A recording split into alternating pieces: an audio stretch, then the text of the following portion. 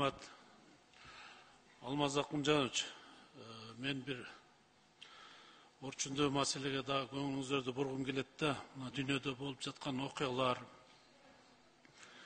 кечээки чек арабызда болгон ок атышуулар, турмуш өзү көрсөтүп атат.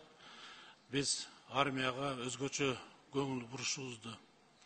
Мына жакшы техникаларды армияга бюджеттен карап алынып берилип атат. Бул жакшы көрүнүш.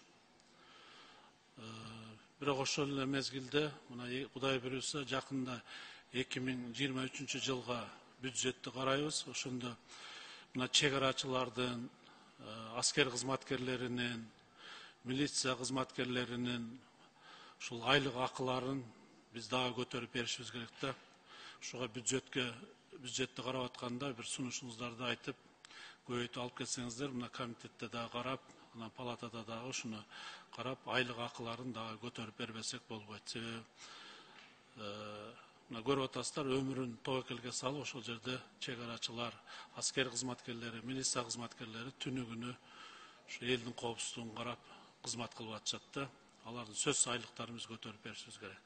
Андан сырткары мына аскерге чакырылып аткан балдар боюнча дагы да, ушуга дагы жакшы биз көңүлүбүздү бурушубуз керек.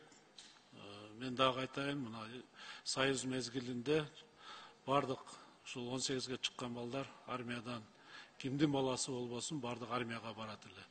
Бүгүнкү күндө дагы ушул армияга чакырылып аткандар боюнча биз көңүл бурушубуз керек. Бүт керек болсо чиновниктин балдары дагы армияга барыш керек. Алмаз Акунжанович, ушундагы тиешелүү кызматтарга тапшырманы берип, бардыгын мына бир армияны күчөтпөсөк бүгүнкү күндө болбой калды. Турмуш өзү көрсөтүп атат.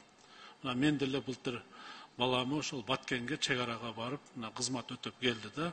Ошон үчүн бардыгыбыз өзүбүздөн баштап балдарыбызды армияга жөнөтүп, армияны күчтөнтпөсөк болбойт. Ушуга көңүлүңүздөрдү бургуңуз келет. Чоң рахмат.